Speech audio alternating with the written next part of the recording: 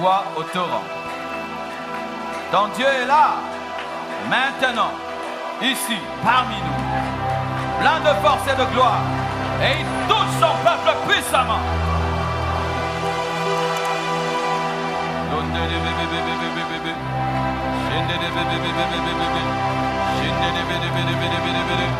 Je m'écris, loué soit l'Éternel, et je suis délivré de tous mes ennemis.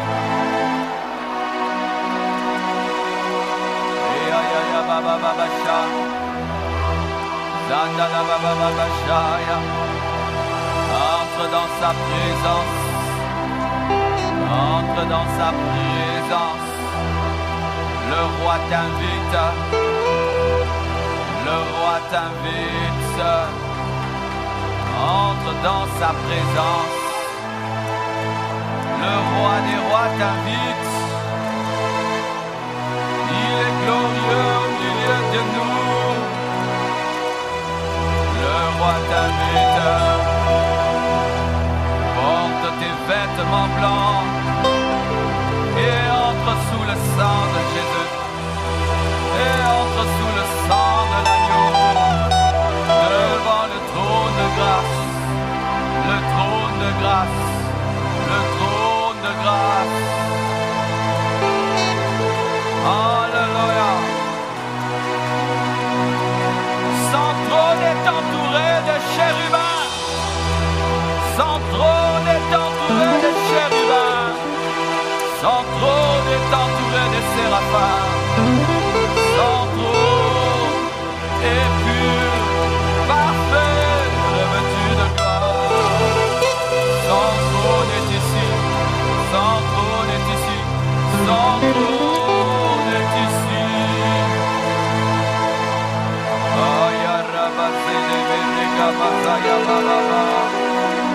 Celui que Jean a vu dans l'Apocalypse est ici. Celui que Jean a vu dans l'Apocalypse est ici. Oh,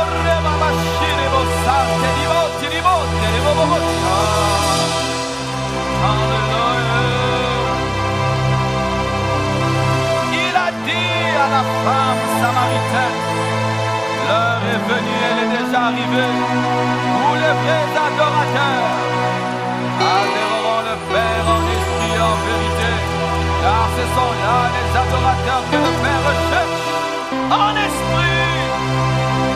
Nous l'adorons en esprit, en esprit. Nous l'adorons en esprit. Nous entrons dans sa présence en esprit et nous sommes bénis en esprit. Nous rendons un culte en esprit.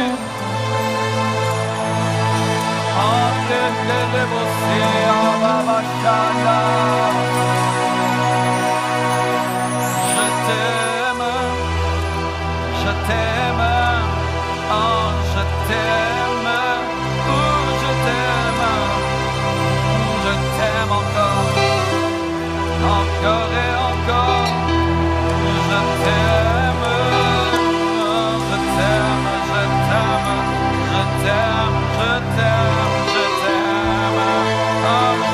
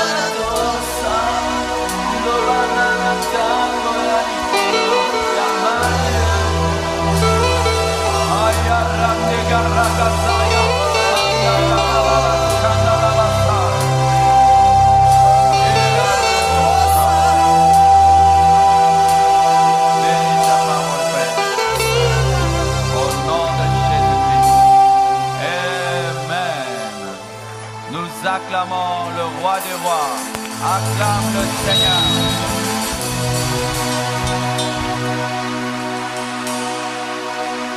Amen. Nous lisons notre passage. Psaume 31, verset 15. Mes destinées sont dans ta main. Délivre-moi de mes ennemis et de mes persécuteurs. Ce soir, je vais m'entretenir avec vous sur les ennemis de la destinée. Dis à ton voisin, les ennemis de la destinée. Je peux avoir mes papiers?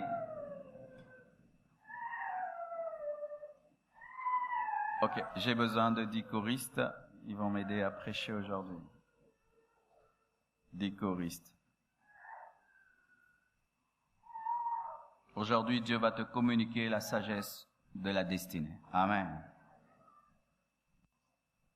Tout le monde voit, mais c'est pas grave si tu ne vois pas. Je veux seulement dire et tu vas suivre. C'est seulement pour que je sois systématique. Amen. Nous voyons dans la parole de Dieu lorsque David parle de sa destinée, disant que sa destinée était dans les mains de Dieu. Il ajoute dans la deuxième partie, il dit « Délivre-moi de mes ennemis et de mes persécuteurs ». Si David parle de ses ennemis, de ses persécuteurs, donc ce sont des ennemis de sa destinée. Et j'aimerais vraiment vous dire la vérité qu'il y a des ennemis de la destinée. La destinée car la destinée c'est le plan de Dieu pour ta vie. Et comme la destinée c'est le plan de Dieu pour ta vie, le plan de Dieu effraie. Le diable effraie les hommes charnels, effraie les agents des ténèbres. C'est pourquoi il y a des ennemis de la destinée. Si tu n'arrives pas à vaincre les ennemis de ta destinée, tu n'atteindras jamais ta destinée. Si tu ne sors pas de l'emprise des ennemis de ta destinée, tu n'atteindras jamais ta destinée. Et ces ennemis sont soit des esprits, soit des humains. Amen. Et soit nous-mêmes. Au fond là-bas, soit nous-mêmes. Les ennemis sont soit des esprits, soit des humains, soit nous-mêmes.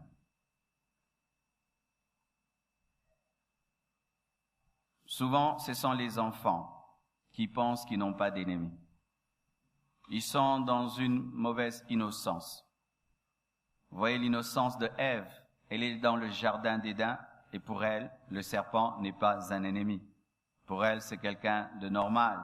C'est un animal comme tous les autres, mais le serpent n'était pas un animal comme tous les autres, c'était l'animal le plus rusé du jardin et le diable était entré dans cet animal pour détruire toute la destinée d'Adam et de Ève. Elle était dans une innocence. Elle ne pouvait pas imaginer que derrière cet animal se trouvait la mort, l'innocence, un manque de discernement. Un manque de discernement souvent détruit nos destinées. Il y a des gens qui, si seulement ils avaient le discernement, ils seraient des grands hommes, des grandes femmes. Dieu aurait fait des choses exceptionnelles dans leur vie. Mais le problème, c'est que beaucoup d'hommes donnent facilement leur confiance aux autres. Et beaucoup de bonnes personnes tombent dans le piège de croire que comme elles sont bonnes, tout le monde est bon. Tout le monde n'est pas bon parce que tu es bon. Tout le monde n'est pas toi. Alléluia. Souvent, c'est ce que nous pensons. Comme moi, je ne peux jamais faire, donc lui ne peut jamais faire. Comme moi, je ne peux pas faire ça à quelqu'un, lui ne peut pas me faire ça. C'est ce que nous pensons souvent. Mais lorsque vous lisez la parole de Dieu, Jésus n'était pas naïf. Jésus, en venant sur la terre, savait que le diable était son ennemi. Quand il commence son ministère, la première chose, il va s'occuper de lui. Amen. Hein? Il le paralyse et l'anéantit. Dans son ministère, il savait que Judas, là, va me trahir. Lui-même a prophétisé sur cela. Jésus n'était pas dupe. Jésus-Christ n'était pas un naïf.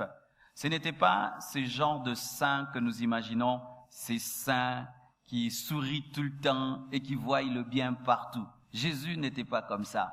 Jésus pouvait discerner dans une question un piège. Amen. Hein? Il pouvait discerner dans une question un piège. Il pouvait même des fois refuser de répondre à une question parce qu'il savait que ce n'était pas en soi la réponse qu'il voulait, mais c'était pour l'attraper par ses propres paroles. Jésus-Christ prêchait des fois par des images, par des paraboles. Pourquoi? Pour empêcher à ses ennemis qui étaient dans l'auditoire de ne pas utiliser ses enseignements contre lui. Jésus-Christ était un homme rempli de sagesse et de discernement. Il n'a pas été tué avant le temps de Dieu. Et sachez que Judas ne l'a jamais tué. Amen. Hein? Jésus-Christ est mort parce qu'il a voulu, c'était le temps qu'il meure. Jésus-Christ n'est pas, entre guillemets, quelqu'un qui a subi la volonté d'un bourreau. Jésus n'a pas subi la volonté d'un bourreau parce que s'il avait voulu ne jamais mourir, personne n'allait le tuer. Jésus-Christ est mort par sa propre volonté et par la volonté de Dieu. Il n'a pas subi la croix, il a accepté la croix. Il a choisi, il a accepté. Amen. Mais beaucoup d'enfants de Dieu meurent avant le temps de Dieu parce qu'il manque le discernement. Certains meurent même empoisonnés parce qu'il manque le discernement. Certains même sont escroqués parce qu'il manque le discernement. Certains même sont trahis parce qu'il manque de discernement. Mon frère, l'enseignement que je te donne aujourd'hui, c'est parce que Dieu veut te préserver de la trahison. Dieu veut te préserver des empoisonnements. Dieu veut te préserver des mauvais conseillers. Dieu veut te préserver des personnes qui veulent détruire ta destinée. Bien-aimé, ces personnes existent. Vous savez, frère, quand j'ai donné ma vie à Jésus-Christ et qu'on me disait ces choses, je disais non, archi faux. Mais non, mais aujourd'hui, je vous assure, quelqu'un peut se réveiller comme ça, il invente quelque chose contre moi. Il va sur Internet, il veut seulement te détruire. Il s'en fout, il veut seulement détruire ton témoignage. Des telles personnes existent. Je ne prétends pas tout dire avec ces 10 sortes d'ennemis, mais la plupart d'entre nous nous retrouvons là. Mais vendredi, je vais continuer encore sur les ennemis de la destinée. Vous connaissez le Sanballat? Amen. Aujourd'hui, je prêche supposant que vous lisez la Bible. Amen. Je prêche en supposant que vous lisez votre Bible.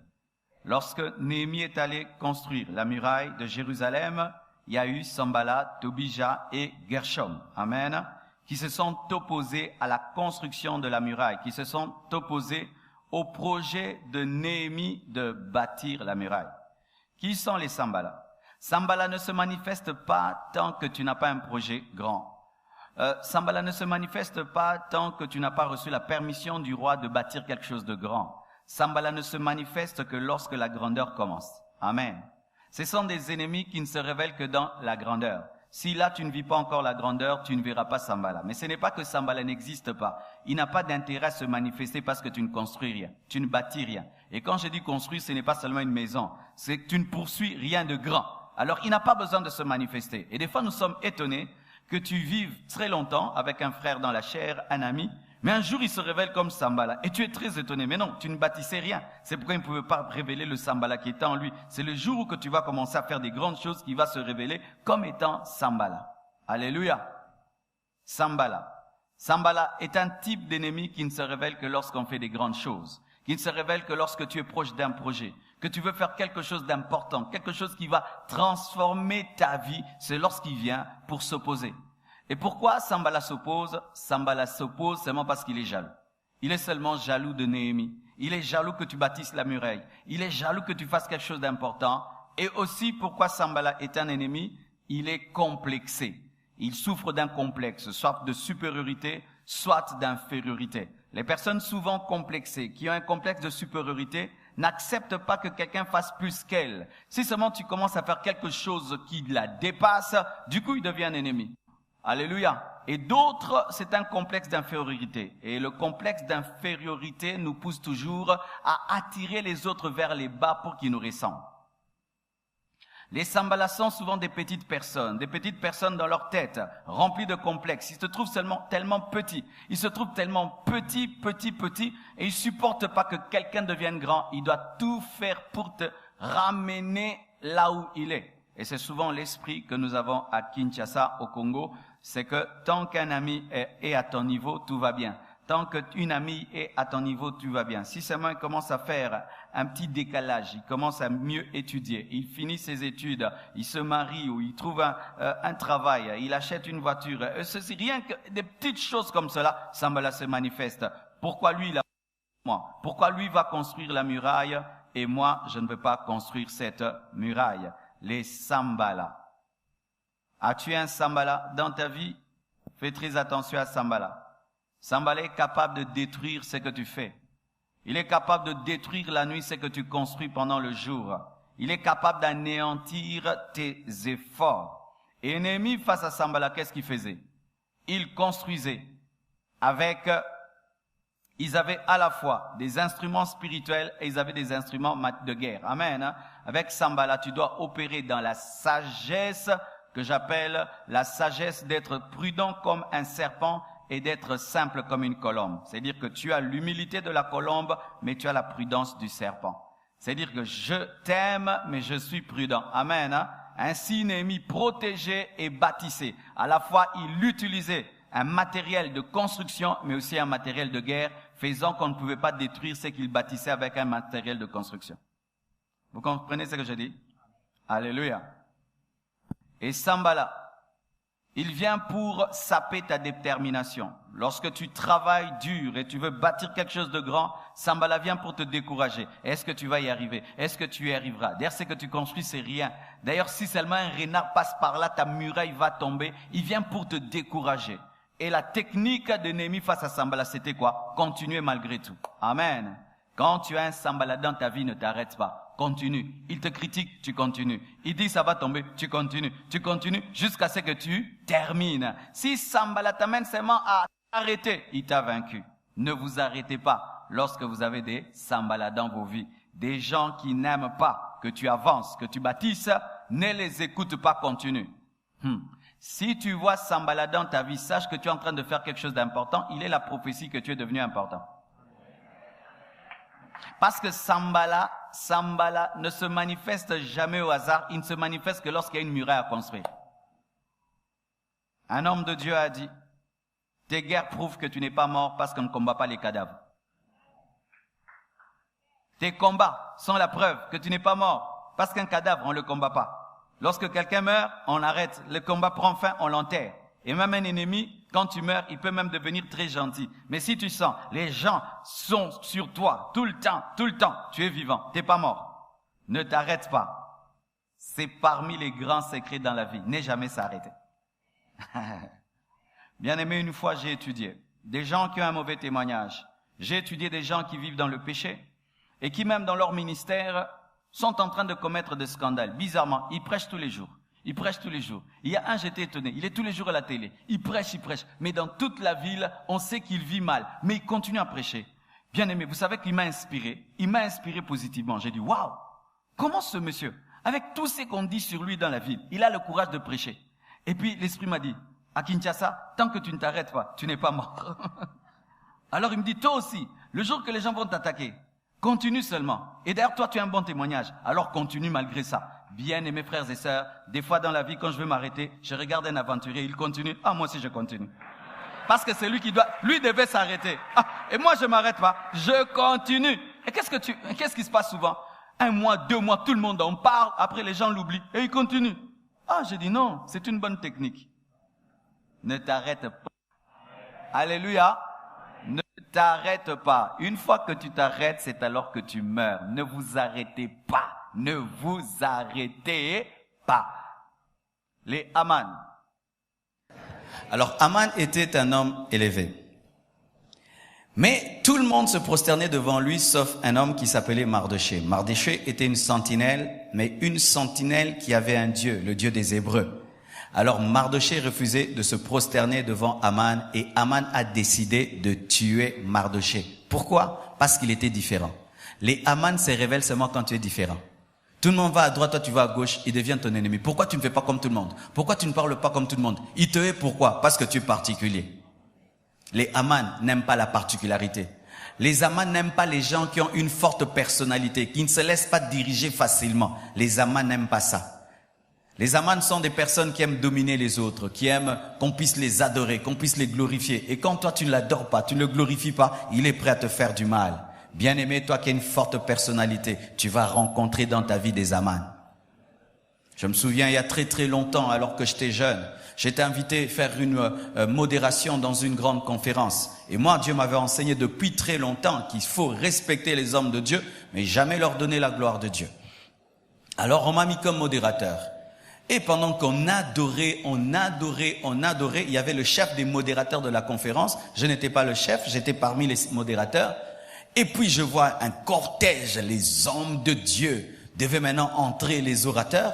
Et puis je voyais qu'on me faisait un petit signe, on me disait « Marcelo, mais arrête la modération, nous voulons recevoir les hommes de Dieu. » Ah, j'avais d'un côté l'ordre du chef à obéir, et j'avais aussi d'un côté l'Esprit de Dieu qui me disait continue. Vous savez ce que j'avais fait? J'ai fermé les yeux en co. J'ai continué à chanter Il est Seigneur. Et j'ouvrais mon petit œil comme ça pour vérifier. Et je sentais que le chef était en colère. Mais les hommes de Dieu sont là. Oui, les hommes de Dieu sont là. Mais leur Dieu était déjà là. Moi, je suis pas venu d'abord pour eux. Je suis venu pour Dieu.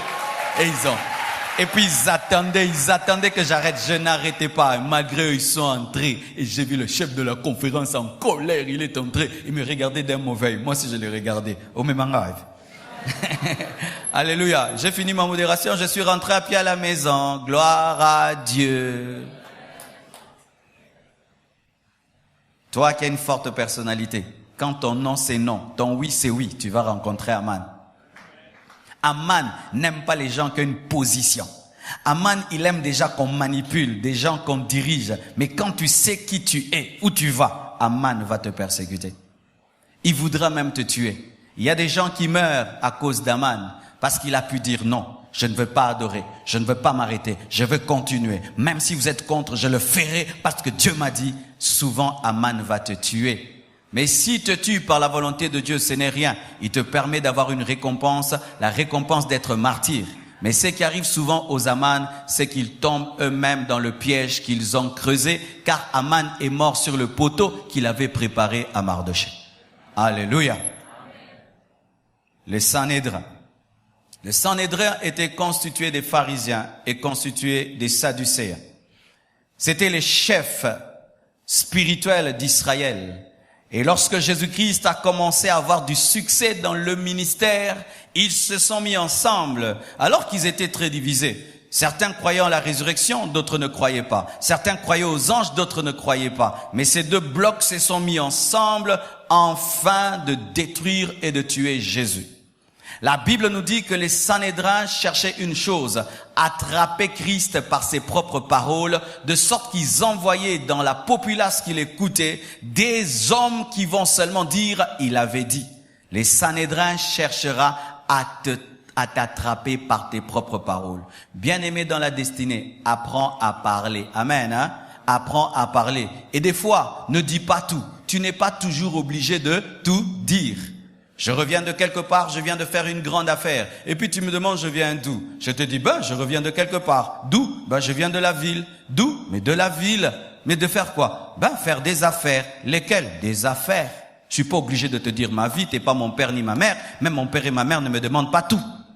Pourquoi tu dis tout à tout le monde, bien-aimé? Pourquoi tu dis tout à tout le monde? Et pourquoi tu précises tout à tout le monde? Jésus parlait en parabole à la foule, mais c'est aux disciples qu'il expliquait.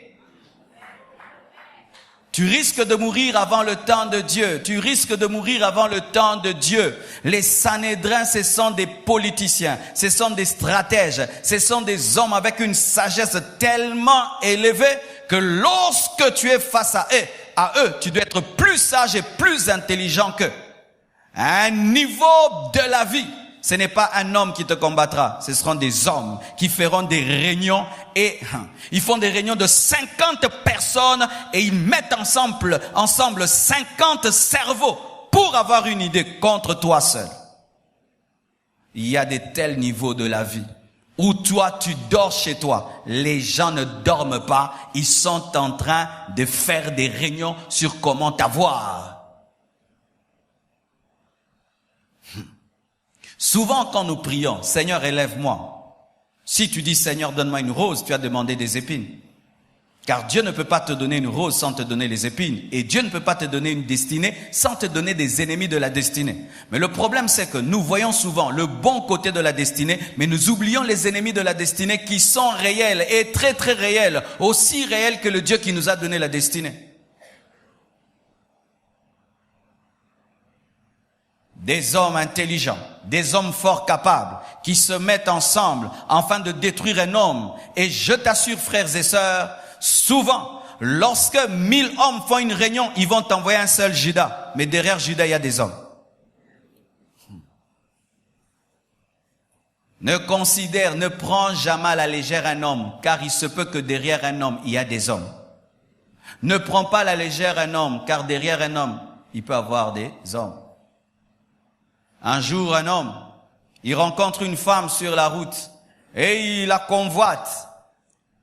Tu vois, quand tu es tellement impudique, des fois tu oublies ton rang. Vous voyez ça? Des gens qui sont élevés, qui oublient leur rang par leur impudicité. Alors il transporte une femme et puis il la convoite. Mais la femme sait que c'est un homme élevé. Mais tout homme élevé a un ennemi. Et lorsqu'elle descend de sa voiture, elle appelle ses ennemis. Votre monsieur là, il m'a convoité. Alors on lui a envoyé alors cette fille dans son bureau, mais avec un téléphone pour qu'elle puisse filmer.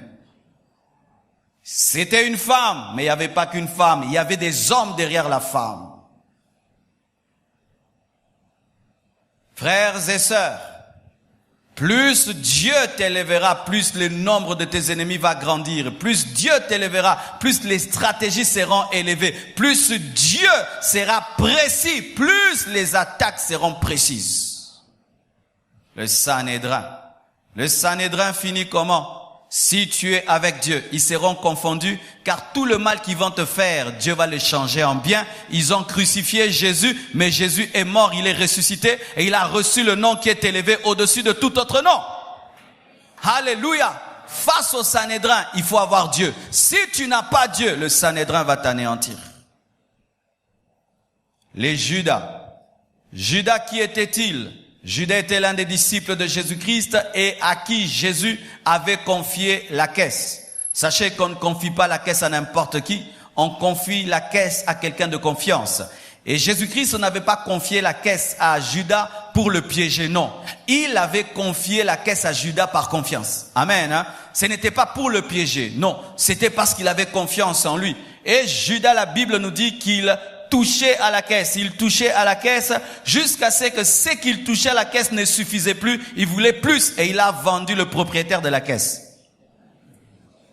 Alléluia. Bien-aimés, qui sont les Judas? Les Judas, ce sont les personnes qui utilisent ta confiance pour te détruire. Ce sont des personnes de confiance. Et la plupart des grands leaders sont morts à cause des Judas. Jamais on ne viendra prendre quelqu'un à qui tu n'as pas confiance pour t'anéantir et te détruire. Tellement que tu es élevé, tu as mis autour de toi une barrière, de sorte que personne ne peut entrer si tu ne le connais. C'est pourquoi lorsque le diable cherchera à te détruire, il cherchera quelqu'un en qui tu as confiance, ton ami, celui que tu dis mon pire, Yendengai, ce sera lui.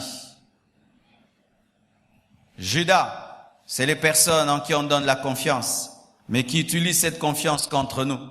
Et si tu es avec Dieu, Judas aussi ne te fera rien. Car s'il te vend et on te crucifie, il te permet aussi de ressusciter. Car le crucifié ne peut se livrer lui-même, il faut qu'on le livre. Et tu as besoin de Judas pour être livré. Alléluia. Toute chose concourt au bien de ceux qui aiment Dieu. Amen. Mais si tu aimes Dieu, toute chose va concourir à ton bien. Mais si tu ne l'aimes pas, Judas va te détruire. Amen. Les Judas, ils ont arrêté la vie de beaucoup de gens. Ils ont détruit la vie de beaucoup de gens. Des fois, j'arrive à certains endroits et puis Dieu me dit ne bois pas. D'autres endroits, Dieu te dit de boire. Et des fois, on me pose la question, mais pourquoi tu ne bois pas? Et puis je réponds au pasteur, pasteur, toi je te connais, je connais pas tes protocolaires. Mais oui, pasteur, je te connais, mais tes protocolaires, je les connais pas. pasteur, en toi, j'ai confiance en toi. Mais en tes protocolaires, j'ai pas confiance. Mais comment? Ben oui. Est-ce que l'eau là que tu me donnes, c'est venu de chez toi à la maison? Non. C'était où? C'était seulement là. Donc, ta protocolaire là que je ne connais pas là, donc elle peut me servir comme je veux. Non, non, non, non. Si l'Esprit de Dieu me dit de boire, je bois. S'il me dit pas, je bois pas, je ne la connais pas. Mais si je viens chez toi, à mon ami pasteur que je connais, je bois comme je veux. Mais si je vais à l'église, il faut que l'Esprit me dise. Amen. Amen. C'est pourquoi même, si tu offres quelque chose à un inconnu, refuse de boire, laisse-le tranquille, il ne te connaît pas. Si tu offres quelque chose à quelqu'un qui ne te connaît pas, il refuse. Laisse-le tranquille, il a raison. N'est-ce pas que toi aussi, des fois, tu refuses? Pourquoi un tour à Moning et Foussa la Karayayo Boya? Vous connaissez ces gens qui ne boivent chez personne, mais veulent que tout le monde boive chez eux? Vous les connaissez, hein? Chez lui, tu dois boire. Si tu ne bois pas, il le prend mal. Mais lui, il boit chez personne, il mange chez personne. Non. Si toi, tu discernes, discernons tous. Mais oui, je connais des gens comme ça. La première chose, bois, mange, bois. Mais lui, non, j'ai pas faim, j'ai pas soif, je jeûne, j'ai pas faim, je jeûne. Ah, donc toi, tu as le monopole de discerner, mais nous, il faut toujours qu'on fasse. Alléluia. Frère, sœur, lorsqu'un homme que tu ne connais pas veut te détruire, il cherchera un homme que tu connais. Par qui? Il t'aura, parce que tu auras confiance en celui en qui tu as confiance pour être détruit par celui que tu n'as pas. C'est pourquoi choisissez bien vos amis. Et à un niveau de la vie, il faut réduire même les hommes de confiance. Il faut réduire. La Bible dit, celui qui a trop d'amis les a pour sa perte. Amen. Évitez ces choses. Mon ami. Non, c'est mon ami. Au Koufa. Connaissance. Camarade de classe, ami, moko. Mi balé, tosuki. Mais à tout le monde, mon pote. Oui. L'amitié sur Facebook, ce n'est pas l'amitié véritable. Parce qu'on a des amis sur Facebook. Oh, écoute, tu y étais. Amen, hein. 5000 amis, mais tu ne les connais pas. Mais il y a des gens qui vivent dans la vie comme s'ils étaient sur Facebook. Mon ami, j'aime. Abonné, j'aime. C'est l'immaturité quand tu remarques que quelqu'un appelle facilement les gens mon ami. C'est de l'immaturité. Parce que ami, ça veut dire beaucoup. Amen. Celui qui a même accès à tes faiblesses. C'est pourquoi j'aimerais vous parler de Delilah. Qui est Delilah? C'est la femme qui a réussi là où les hommes ont échoué. C'est la femme qui a réussi même là où le lion a échoué.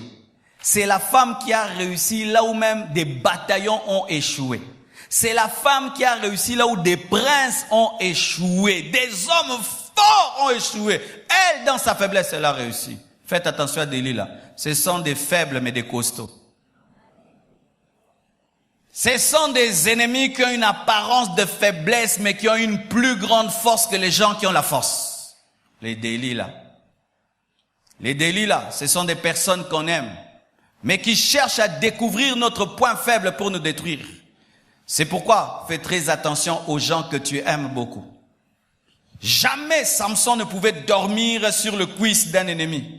Il a dormi sur les cuisses de Delilah parce que pour lui, Delilah, c'était une femme qu'il aimait et il pouvait dormir en paix même s'il lui avait révélé le secret de sa force. Mais ce qu'il ne savait pas, cette femme ne l'aimait pas comme il l'aimait. Les Delilah, ce sont des gens qu'on aime beaucoup mais qui ne t'aiment pas comme tu les aimes. Yo lingare ming, est-ce qu'elle lingaro? J'aime Delilah, oui. Toi tu l'aimes. Est-ce que Delilah t'aime? Elle est capable de prendre de l'argent elle est capable de prendre de l'argent pour seulement te vendre. Il y a beaucoup de gens qui tombent dans ce piège de confondre ceux qu'ils aiment et ceux qui les aiment. Jésus-Christ maîtrisait cela.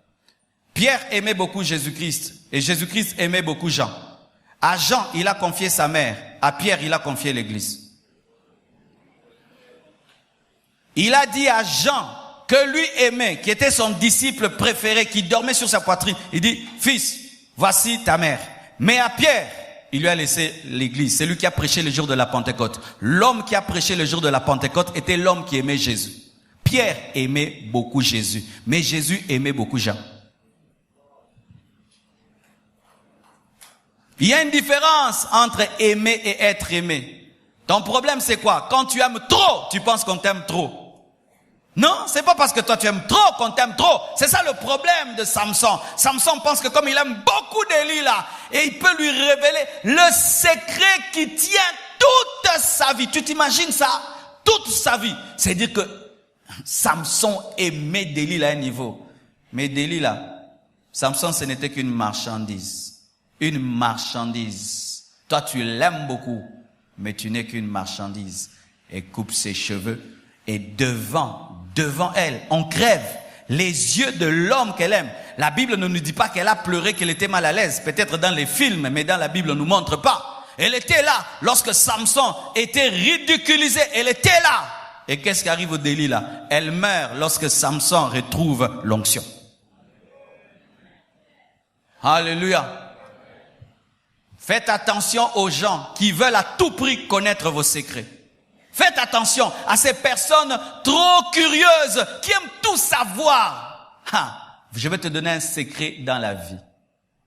Toi qui aimes tout dire à tout le monde, fais attention. Tu ne sais pas qui tu seras demain et qui va récupérer ça contre toi dans la grandeur. Bien-aimé, tika ko lobaka makambo na yo. Soki nzambe bisote, bombango, kufanango.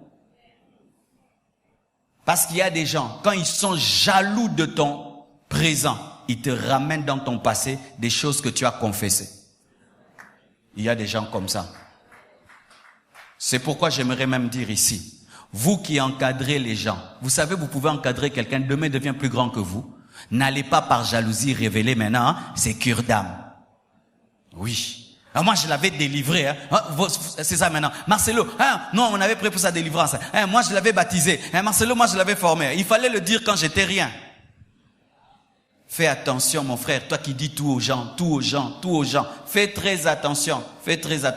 Demain tu deviens un grand homme, c'est ce qu'ils vont prendre. N'est-ce pas que vous étudiez ces derniers temps ce qui se passe en France, n'est-ce pas? Avec celui qui voulait devenir président, Zongsien a passé Betty présent. Comment on est nani? Nathan comment t'es? Puis me le visa pas. C'était une parenthèse. Amen.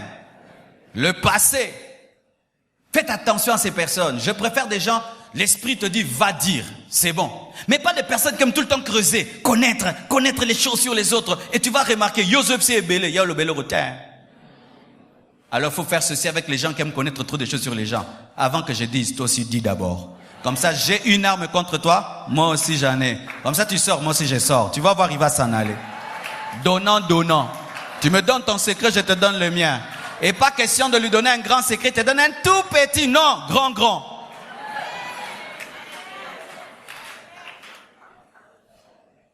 Mais aussi, il y a certains aussi, il va nulle part. Il peut même te donner un grand secret, il va nulle part. Maintenant, pour que toi qui vas quelque part, tu lui donnes un grand secret, ne lui donne rien. Lui, il va nulle part. Et te donne un grand secret. Tu sais, moi vraiment, toi aussi tu dis moi vraiment. Une fois seulement que tu as fini de dire moi vraiment, qu'est-ce que Delilah a fait? Elle a téléphoné les Philistins. Ils sont venus couper ses cheveux. À peine que tu vas révéler tes défauts, il va prendre un téléphone, appeler le monde entier. Voyez ce monsieur-là. La jalousie pousse les gens à révéler les secrets des autres.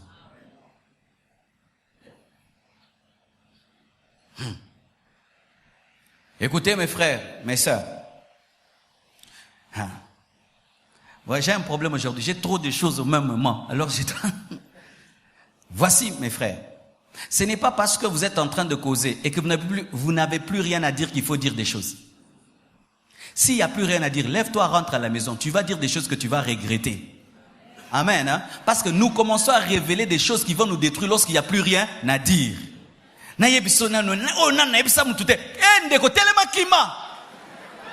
Soki déjà makanise bongo ngelo telema panini tete nangalo babilo no regretaka. Et tu sais que une fois que tu as dit, c'est fini. Tu vas l'appeler, oublie tout ce que j'ai dit. Il va pas devenir amnésique Encore.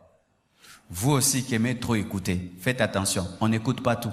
Car certains secrets peuvent te tuer. Car si tu connais les secrets de certaines personnes, ces personnes peuvent te tuer. C'est pourquoi des fois, évitez de connaître des choses. Parce que si Delilah n'avait pas entendu, elle serait vivante. Ah, pourquoi Delilah est morte? Parce qu'elle a su que Samson, si on coupe ses cheveux, il perdra l'onction. Ainsi, elle a su, après elle est morte. Tant qu'elle ne savait pas, elle était vivante. Moi, il y a des fois des gens qui viennent, pasteur, je vais te dire, je ne veux pas savoir. Je ne veux pas savoir. Pourquoi? Tu veux tout me dire? Et si dans tout ce que tu vas me dire, il y a des personnes très méchantes, si elles savent que je sais, elles peuvent me faire du mal. Je ne veux pas savoir. Laisse-moi tranquille. Ne cherchez pas à tout savoir dans la vie. Quelqu'un vient ici et puis il commence à me dire, oh, moi j'ai fait ça avec tel. Des autorités dedans, des personnes méchantes dedans. Et maintenant on va dire à ces personnes, vous savez là, Marcelo sait ceci, cela. Tu me mets en danger. Laisse-moi tranquille. Oh, donne-moi la main, je vais parler. Oui, il ne faut pas tout me dire, oh pasteur, j'étais sorti avec tel. Non, dis seulement je suis tombé dans l'impudicité. C'est l'impudicité. Ne me donne pas des détails. Ne me dites pas tout. Et ne cherchez pas tout savoir. D'ici là, on va ajouter le nombre de cureurs. Voici un secret que je vous donne. Lorsque vous faites la cure d'âme, dites aux gens de rester dans les généralités, pas dans les précisions. Ah oui. Oh, on avait fait, et puis après. Ah, oh, mayo.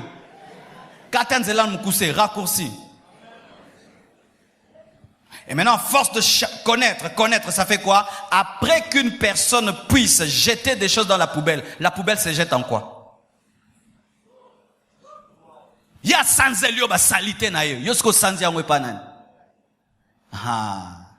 Koyeba.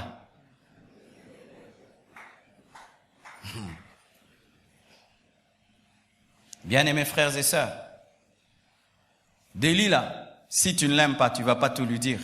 Alors sachez ceci, qu'aimer quelqu'un te met en position de faiblesse. Aimer quelqu'un crée une faiblesse en toi.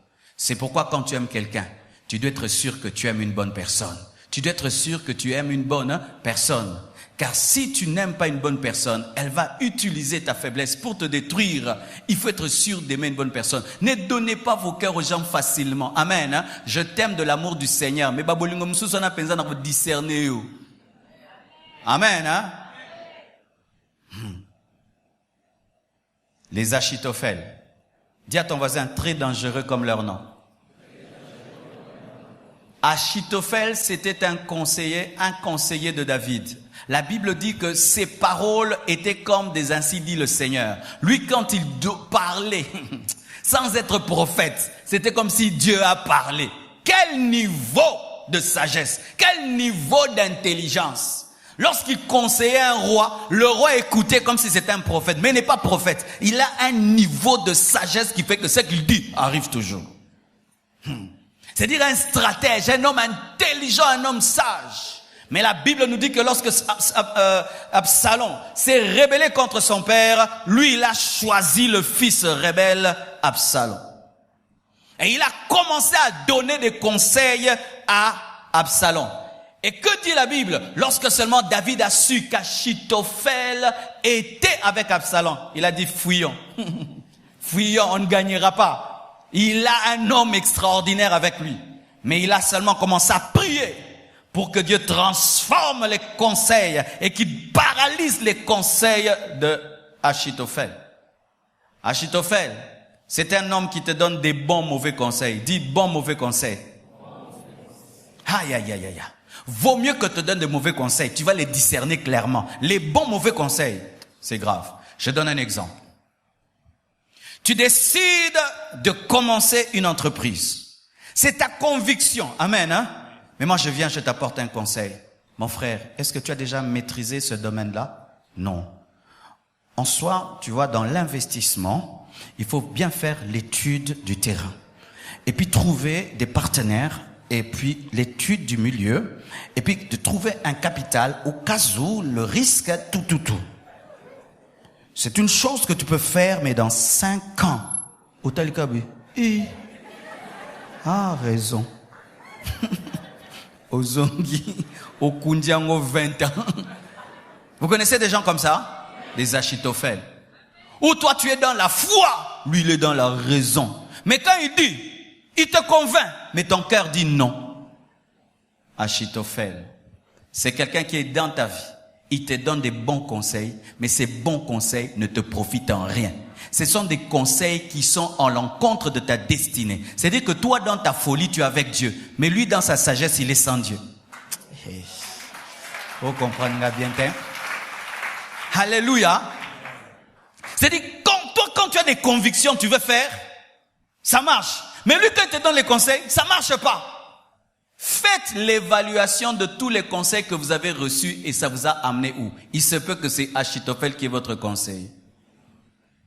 Faites toujours le bilan des conseils qu'on vous donne. Toi, tu dis, mon conseiller c'est elle, ma conseillère c'est elle. Fais le bilan. Il t'a donné combien de conseils? Ça t'a amené où? Si un grand sage comme Achitophel peut accepter d'être avec un rebelle comme Absalom, c'est un fou.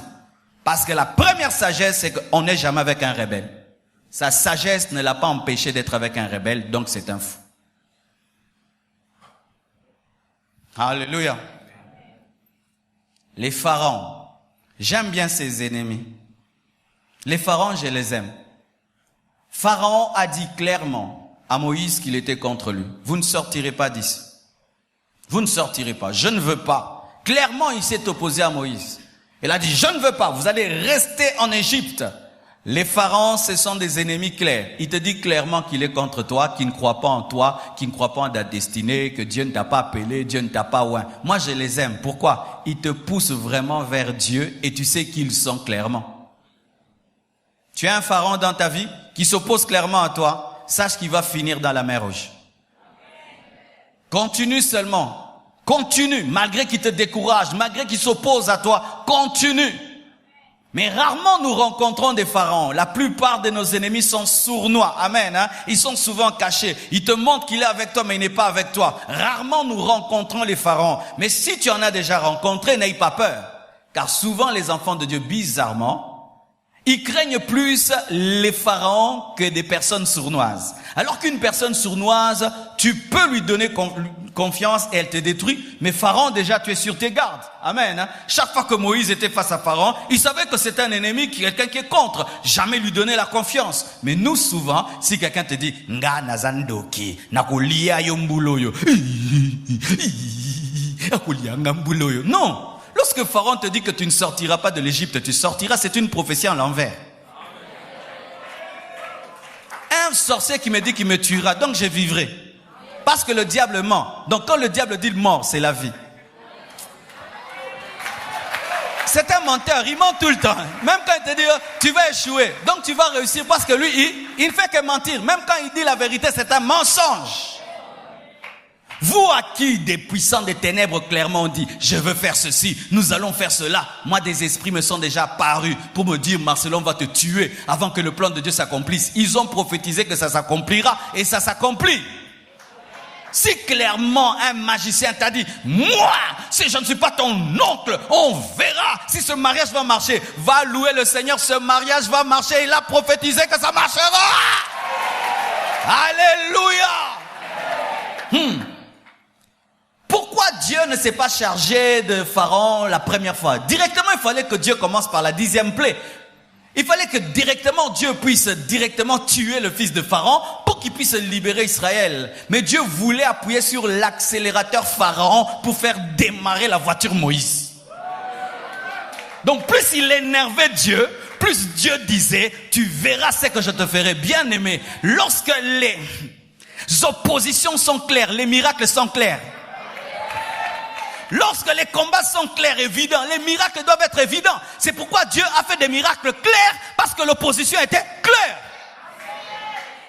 Mais quelqu'un qui te combat, mais comme s'il t'aime, comme s'il te combat, tu vois, ça va ça bien, tu fais ça clair. Mais souvent nous avons peur des oppositions claires. Non, béni Dieu. Quand un sorcier vraiment se manifeste, tu nous déranges maintenant, hein? Toutes les nuits, toi, tu vas prier. Tu vas arrêter ces prières. Pourquoi? Nous sommes des sorciers, nous ne savons plus sortir. Eh, Nzambe. Eh, Yesu. Nzambe babimi, penza babimi. Eh, Nzambe. Non, mais ce que Wakima ya moto na kati ya libulu likelele bimi. Donc, ma ngo pese c'est moto. En français, hein? Ah, bandé quoi, Facebook. Maintenant, en français, je vais dire ça comment? Si tu mets l'eau chaude dans les trous et les likelele ça. Il faut apprendre le lingala, bien aimé. Alléluia. Alléluia. Lorsqu'il y a une réaction, ça prouve qu'il y a eu une action de Dieu. Lorsqu'il y a une réaction, ça prouve qu'il y a une action de Dieu. Mais les chrétiens ont peur. Tu pries et des esprits impurs viennent. Arrête-toi. Jésus, Jésus. Non. Lorsque tu cherches le diable sur son trône dans le deuxième monde et tu ne le trouves pas, donc il est allé chercher Jésus dans le désert. Parce qu'il ne se déplace pas pour rien. Et lorsqu'une principauté t'apparaît, donc tu es devenu très important. Parce qu'ils apparaissent pas n'importe qui. C'est une prophétie que tu es devenu grand. Mais toi tu as peur. Non, c'est parce que tu es devenu trop efficace qu'il doit maintenant se manifester. N'est-ce pas que dans certains cultes, les gens ont des démons, mais les démons ne se manifestent pas. Quand le feu tombe, les démons commencent à se manifester. Est-ce que leur manifestation est une faiblesse du culte? C'est une puissance du culte. Maintenant, clairement il se manifeste, c'est une puissance dans ta vie. Bénis Dieu. Amen. On prend vraiment un bocal, on te le montre, tu vois. On t'a mis ici. Et puis tu dis, vraiment. Déjà moi-même physiquement, je ne peux pas entrer dedans. Maintenant ma vie, mon esprit qui peut contenir Dieu, ça peut entrer comment? Pour prophétiser que moi, je ne serai jamais bloqué au nom de Jésus. Amen. Les Lot. Nous connaissons Lot, il était de la famille d'Abraham. Lorsque Dieu a dit à Abraham de quitter son père et sa patrie, il n'avait pas dit qu'il quitte avec Lot. Mais Lot a suivi Abraham et Abraham l'a laissé venir parce qu'il avait de l'amour pour lui, il avait de la compassion pour lui, il y avait une filiation entre Lot et Abraham. Mais qu'est-ce que nous remarquons? Tant que Lot était à côté d'Abraham, Isaac ne naissait pas. Amen. Nous remarquons aussi que tant que Lot était là, Abraham n'entrait pas dans sa vraie destinée. Sa présence suffisait seulement pour que les choses ne marchent pas. Voici mes frères. Souvent nous pensons que c'est seulement la sorcellerie qui embrouille les choses. Non. Si seulement tu as Lot dans ta vie, tu n'avances pas. Car ce n'est pas toute personne qui doit être dans ta vie, toute personne doit être sur la terre.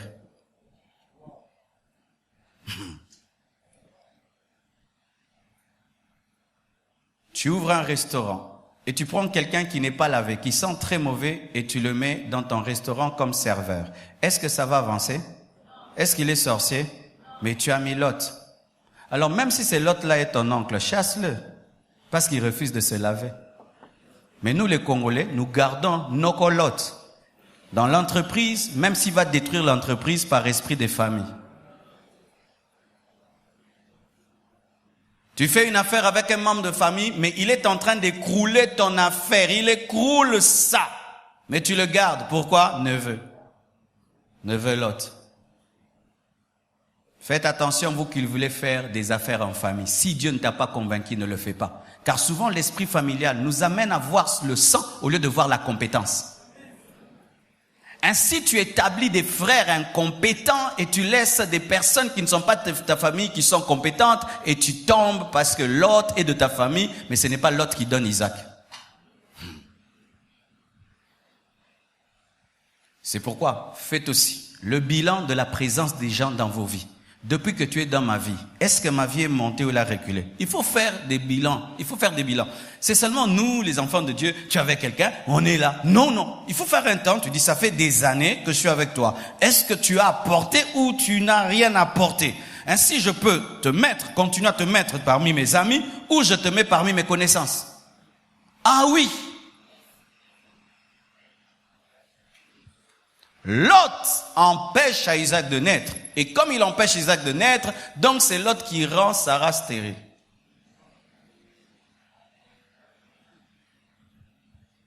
Voilà encore. Comment Abraham s'est séparé de Lot? C'est pas lui en soi. Le troupeau d'Abraham a grandi, celui de Lot aussi. Les serviteurs de Lot et d'Abraham commencent à se chamailler. Dans ces chamailleries, ces querelles, alors Abraham, l'homme de paix, dit à Lot, si tu vas à droite, je vais à gauche. Si tu vas à gauche, je vais à droite. C'est quand Abraham est intervenu. Des personnes qui ne prennent des décisions que lorsqu'ils sont contraints, elles sont contraintes par les circonstances, prennent les décisions en retard. Là, le baron bien. Il y a des gens ici, tu sais que telle chose est mauvaise et je dois me séparer de telle personne, tu sais. Mais il faudrait qu'on te mette en colère pour que tu décides.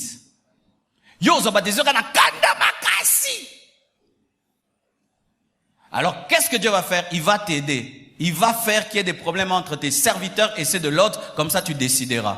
Mais sache souvent que les personnes qui apprennent par les circonstances gardent les traces, mais ceux qui apprennent par la parole n'ont pas de traces. Si pour que tu entendes Dieu, il faut qu'une douleur vienne, tu auras des traces des douleurs. Mais si tu entends quand Dieu parle, tu n'as pas de traces. C'est ainsi que les gens, pour chaque bonne décision de leur vie, il y a une trace. Alors si tu as pris 10 bonnes décisions, 10 traces. Il fallait pas zokisona no seli nos traces. Yo kaka mlimte. Il faut pas même na suka. Na comme na suka. Na osuki singa penzo suki singa. Vous comprenez ce que je dis? Fais attention aux sentiments. Alléluia. Dieu t'a parlé seul. Il ne t'a pas dit prends l'autre. Il t'a dit va. Et qu'est-ce qui arriva à Lot? Il a fini où? À Sodome et Gomorrhe. Imaginez que cet homme vraiment était un problématique. Voyez. Que dit la Bible? Que lorsqu'il était avec Abraham, son troupeau est devenu grand et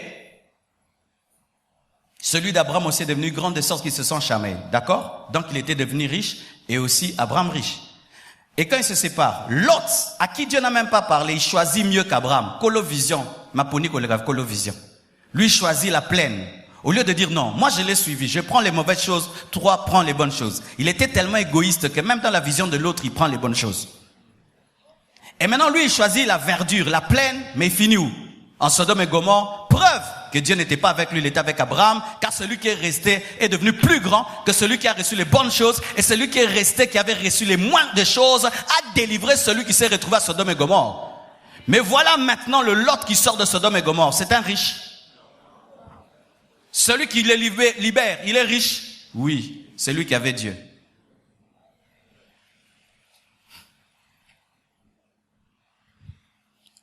Lot finit à Sodome et Gomorrhe. Pourquoi? Il a un mélange en lui. Il est attiré par le monde et sa présence près de toi bloque les choses parce que Dieu a peur d'envoyer Isaac là où il y a Lot. Lot va l'infecter. Les Simons. Simon, c'est le nom de Pierre, mais c'est le premier nom de Pierre. Simon veut dire roseau.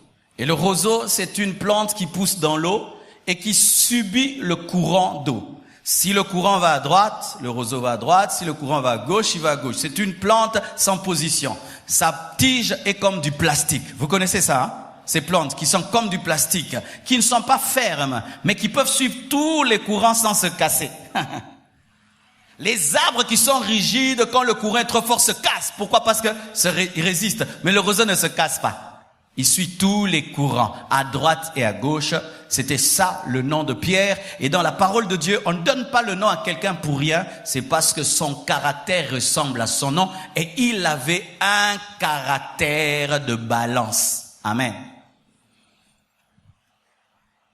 Il est avec Jésus. Le disciple courageux, celui qui veut marcher sur l'eau, celui qui est là et qui est là.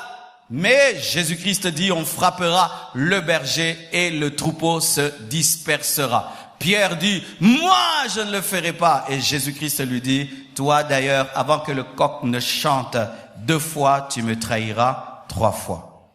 Et c'est ce qu'il a fait. Il a juré qu'il n'a jamais vu Jésus. Il a juré. Il a fait des imprécations. Qui sont les Simons? Ce sont des personnes qui t'abandonnent dans les moments difficiles. Ce sont des personnes qui sont avec toi lorsque tout va bien. Mais quand les choses vont mal, elles partent. Ce sont les amis de la gloire. Ce sont les amis du succès, mais ce ne sont pas les amis de la personne. Fais attention entre ceux qui aiment ton succès et ceux qui t'aiment vraiment. Alléluia. Tu chantes bien. Maintenant, une sœur t'aime. Ah, Darly, ah, j'aime quand tu chantes. Maintenant, si je chante pas, tu vas m'aimer? C'est Simon. J'aime, pasteur, tu prêches bien. C'est Simon. Moi, j'aime pas les gens qui prient à l'église parce que je prêche bien. Et bon, ceux qui n'ont l'amour qui m'abbé. Alléluia. Ce sont des gens qui aiment pour quelque chose, mais qui n'aiment pas la personne. Et nous avons souvent un problème dans nos destinées, c'est que nous confondons les personnes qui aiment notre succès et qui nous aiment vraiment. C'est pourquoi des fois dans la vie, ne donne pas pour que les gens t'aiment toi-même. Dieu, des fois tu pries, il n'exauce pas. Pour que tu l'aimes lui, tu n'es pas plus que Dieu. Des fois tu dois éprouver les gens par rapport à ta personne et les séparer de ce que tu as et de ce que tu es. Simon, ce sont des amis de la richesse. Lorsque Jésus fait des miracles, il est derrière Jésus mouvement. Biso de tous en Yesu mikoloyo, biso garde corps à Jésus, biso penza yinda kina Capernaum na niveau moko. Alléluia.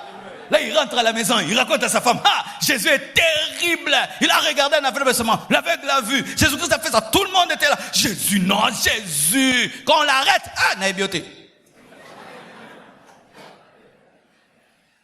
Des gens qui t'aiment quand tu as le travail. Quand tu n'as plus le travail, ils s'en vont. Des gens qui t'aiment lorsque tu es en tête, mais quand tu es dernier, qui ne t'aiment plus. Des gens qui t'aiment lorsque tu es vedette, mais quand on t'oublie, ils ne t'aiment plus. Ce sont les Simons, des déloyaux, des amis de la gloire, des amis du succès.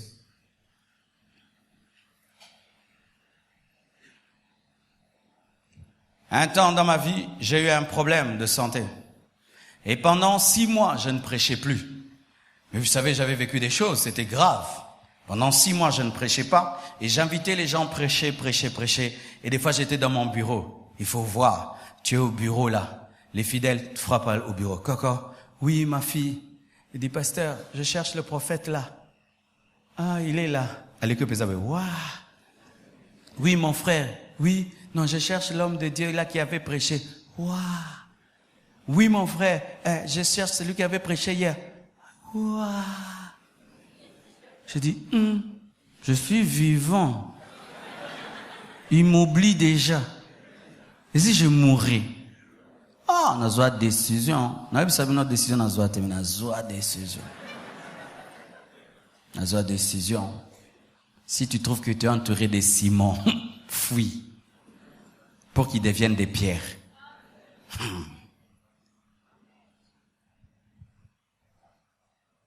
Voici. Tu as un ami, quand tu as l'argent, il te cherche. Quand tu n'as plus d'argent, il ne te cherche pas. Ce n'est pas ton ami, c'est Simon. Quand tu es en vedette, il vient prendre des photos avec toi. Quand tu n'es pas en vedette, il n'a plus besoin de photos. C'est Simon. Certaines photos que vous nous demandez, si on n'était pas connus, tu allais demander de prendre des photos avec moi. Dernièrement, j'étais étonné. Après le culte, quelqu'un dit, pasteur, je vais prendre une photo avec toi. J'ai dit, moi, je ne veux plus que mes photos soient mises sur Facebook. À Kendane. Il y a à comprendre. Donc, du coup, il voulait seulement se servir de moi pour avoir beaucoup de j'aime sur Internet. En soi, c'est pas moi qui voulais. Il se voulait lui-même à moi. Quand on prend des photos avec les vedettes, est-ce que c'est pour les vedettes? C'est pour toi. Est-ce que tu l'aimes? La même vedette là, si elle est abandonnée de tous, tu prendras encore une photo? Tu es Simon. Nous sommes souvent aussi des Simons dans la vie de beaucoup de gens. Et nous sommes entourés des Simons, des gens qui nous aiment pour ce que nous sommes devenus, pour ce que nous représentons, mais qui nous aiment pas vraiment. Les vrais amis restent au bas de la croix quand tu es nu. C'est pourquoi Marie de Magdala aimait Jésus. Jésus ne faisait plus de miracles. Elle est allée chercher son corps. Elle appelait Seigneur malgré qu'il était mort. Mais les apôtres avaient fui. Votre famille, vous aviez beaucoup d'argent. Tu vois comment les gens venaient tous les jours chez vous, voir ton père, voir ta mère. Mais tu vois comment ils ont fui. Tu vois, depuis que ton père est mort, comment les gens ne viennent plus chez vous. C'était des Simons. C'était des Simons. C'est pourquoi beaucoup d'orphelins sont blessés quand ils voient leur famille, les amis de leurs parents. Mais où êtes-vous aujourd'hui? C'était des Simons. Des Simons. Et ce qui est terrible, beaucoup de parents ne comprennent pas les Simons. Au lieu de nourrir tes enfants, tu les nourris. Au lieu de prendre soin de tes enfants, tu prends soin d'eux. Et demain, quand tu meurs, ils oublient ta famille. Des Simons, des amis du succès, des amis de la gloire. Et vous savez pourquoi le problème? Les Simons parlent trop et nous pensons qu'ils nous aiment trop. Moi, je ne mourrai pas. Jésus! Les Simons, ce sont ces gens qui disent présent, présent, présent, fils de l'homme, fils de Dieu. Vous les connaissez? Oh, ce n'est pas seulement leur donner de l'argent. Fingio, Akwei. Et Simon. Libère-toi de Simon. Garde seulement Marie de Magdala. Mais Simon peut se convertir, il peut devenir Pierre et il pourra mourir pour toi. Mais tant qu'il reste Simon, il est inutile. Il t'amènera nulle part. Dites la chair. Bien-aimés frères et sœurs, j'ai placé la chair en dernier parce que c'est le pire ennemi. La chair est plus dangereuse que Simon, que Lot, que Pharaon, qu'Achitophel, que Délila, que Judas, que le Sanhédrin, qu'Aman, que Sambala. La chair. J'ajoute même, la chair est plus dangereuse que le diable. La chair est plus dangereuse même que les démons. Oui, le pire ennemi de ta destinée, ce n'est pas Satan. Le pire ennemi de ta destinée, ce n'est pas l'homme. Le pire ennemi de la destinée, c'est toi-même. C'est toi-même. C'est ta chair. La chair, c'est quoi? Ce n'est pas la peau. Ce ne sont pas les muscles. Quand nous disons la chair, nous disons Nzotoyote. Le corps n'est pas un ennemi de Dieu. C'est un instrument de Dieu. Quand la Bible parle de la chair, il ne s'agit pas des muscles et de la chair, mais il s'agit de l'âme, de cette mauvaise partie de ton âme, cette nature adamique, cette nature déchue que nous avons tous hérité d'Adam et Ève, qui fait que même si tu es converti, la chair est là. Sachez cela. Même si tu es né de nouveau, la chair est en toi. On l'appelle le vieil homme. Le vieil homme est en chacun de nous, même si nous avons l'homme nouveau. Et c'est lui qui est dangereux, le vieil homme. La chair, c'est la femme du diable qui vit avec toi. La chair, c'est la femme du monde qui vit avec toi. Le sorcier, tu peux le chasser de ta maison. Tu peux chasser les démons. Mais tu peux chasser la chair? Non. La chair est là. Je peux être en esprit et puis j'entre dans la chair. Oui, je peux être en esprit. Je parle en esprit. Tout d'un coup, je peux entrer dans la chair. Je commence à me vanter, à m'enorgueillir. La chair, elle est là. Pendant que tu es sous l'onction. Pendant que tu es sous l'onction, la chair est là. Et souvent nous sommes durs avec les autres, mais nous sommes compréhensifs avec nous-mêmes. Alors que le plus grand danger vient du dedans et pas du dehors. Tous ces gens sont venus dans la vie de Jésus, il les a tous vaincus. Pourquoi? Ils n'avaient pas la chair. Jésus n'avait pas la nature adamique.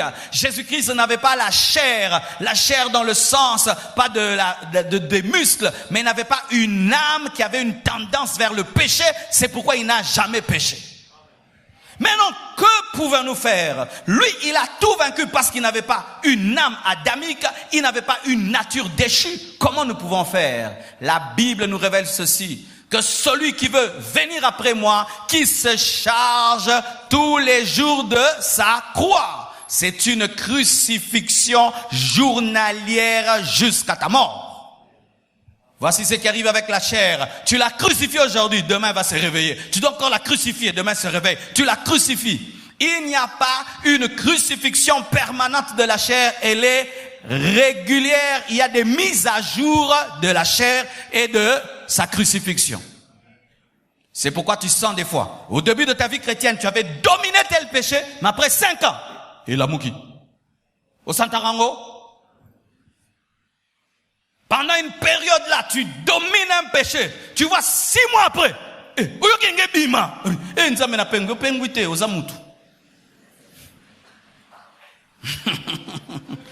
c'est parmi les choses qui m'avaient étonné quand je m'étais converti.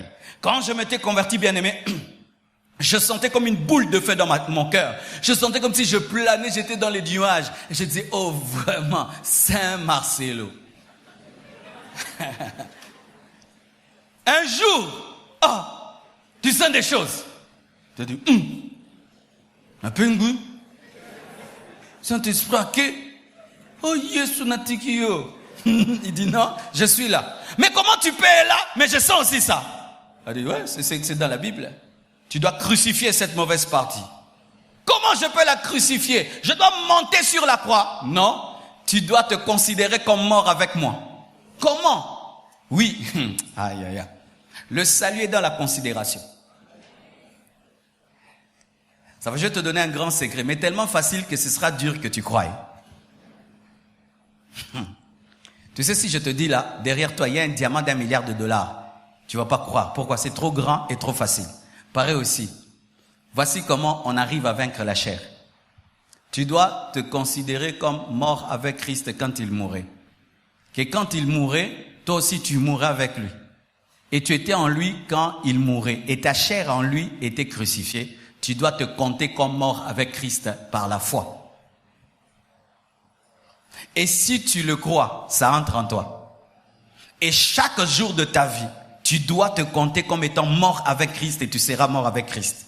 Car la vie chrétienne, c'est la foi, avant d'être la discipline. Pour avoir la discipline, il faut avoir la vie de Dieu qui te discipline et la vie de Dieu te donnée par la croix. Je vais expliquer un peu. Voilà.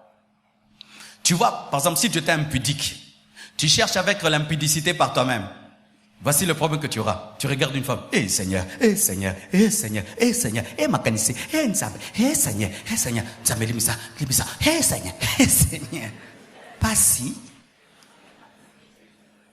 Et il y a des gens, vous faites ça. Oh Dieu, oh Seigneur, oh Jésus, eh Jésus. Eh Jésus, ah Seigneur, eh Jésus. C'est pourquoi vous êtes très fâchés contre les sœurs qui s'habillent mal. Pasteur, il faut prêcher sur les habits. Oui, mon frère, je donne tous les jours de communiquer sur les habits. Mais le haut niveau n'est pas celui-là. C'est quand Christ mourait à la croix. Je crois qu'il y a 2000 ans, moi, Marcelo, j'étais aussi à la croix. Et je suis mort avec lui. Et j'ai été enseveli avec lui. Et je suis ressuscité avec lui. Mon ancienne vie est morte et j'ai maintenant une nouvelle vie. Je le crois. Et quand je le crois, la puissance de Dieu qu'il a ressuscité d'entre les morts entre aussi en moi. Et elle tue le vieil homme qui est en moi, c'est-à-dire le crucifix, mais donne une puissance pour le tenir. C'est ça, une puissance pour le tenir.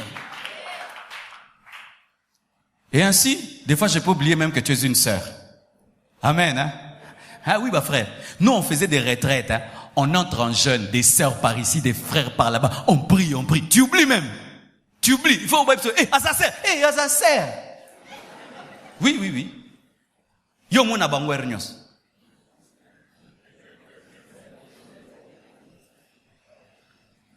Et cette puissance, chaque matin, tous les jours, tu renouvelles.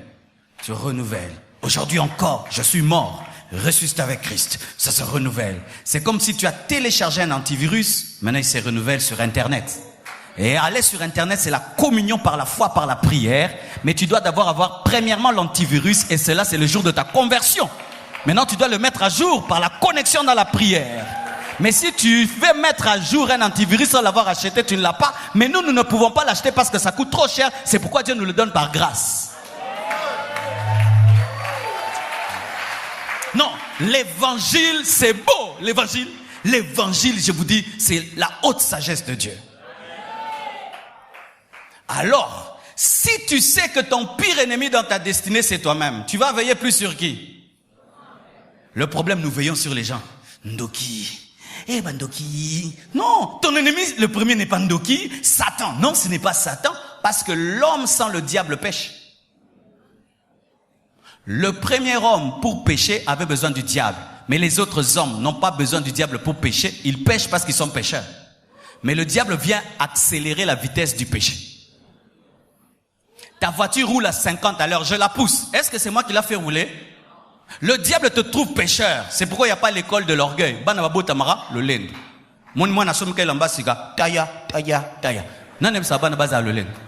Tu donnes à un enfant un biscuit, tu dis donne-moi, il refuse de te donner. Qui lui a appris à être égoïste? Les enfants mentent, n'est-ce pas? Tu as regardé la télévision avant de manger? J'ai pas regardé. Qui leur apprenne à mentir? Le péché est en eux. Maintenant, un démon peut venir pour l'accentuer. Le premier homme a péché parce que le diable l'a poussé. Mais tous les autres hommes, nous naissons pécheurs. Nous naissons comme des arbres courbés déjà vers le péché. C'est pourquoi nous faisons le mal naturellement, mais le bien difficilement. Regarde, quand tu étais païen, dans les boîtes, il y avait un modérateur. On t'exhortait. Ndekoya ki boitawa, koza distraité, orobine la satana. On te disait ça. Toi-même. Mais quand tu viens à l'église, il faut te dire, il faut prier, il faut chanter, il faut. Pourquoi? Parce Parce que l'homme est naturellement mauvais et il est surnaturellement bon. Alléluia. C'est pourquoi des fois tu es étonné. Mais comment moi quand j'étais dans le monde, j'étais zélé comme ça. Mais quand tu viens chez Dieu, tu n'arrives pas. Là-bas tu étais naturellement mauvais. Mais pour être bon maintenant, il faut être surnaturellement bon. Alléluia. La chair, le pire ennemi. Tous ces ennemis, facilement tu peux le vaincre. Mais la chair même, pour qu'elle soit crucifiée, il faut que tu veuilles. Sinon, Dieu ne peut rien faire contre elle. Si aujourd'hui seulement tu décides d'abandonner Dieu, Dieu ne peut rien. Tu sais ça? Tu dis, Léon a pengui. Au pengui. Dieu ne peut rien. Ta chair là, elle est tellement forte. Alors, vous remarquez maintenant pourquoi les gens échouent. Il a un tel défaut de caractère, mais il accuse le diable, il accuse les autres. Il a un caractère qui est en train de détruire sa vie. Au lieu qu'il l'accepte, Seigneur, malgré que je suis chrétien, il y a tel domaine de ma vie qui n'est pas sous la croix. Oh Dieu, tue cela. Non, c'est le diable, c'est le pays, c'est ceci, ce sont les autres. Non, d'abord toi. Delilah, c'est vrai, a coupé les cheveux de Samson. Mais Samson était déjà impudique. Amen. Si Samson n'était pas impudique, on allait couper ses cheveux? Non. Mais souvent nous disons, Delilah m'a coupé les cheveux. Oui, c'est Delilah qui a coupé. Mais qui a dormi sur les cuisses? C'est toi. Amen. Hein? Soyez responsable dans votre destinée. N'accusez pas l'extérieur, accusez l'intérieur. Et l'intérieur a une solution, la croix en Jésus. Que Dieu vous bénisse abondamment. Merci mes amis, soyez bénis.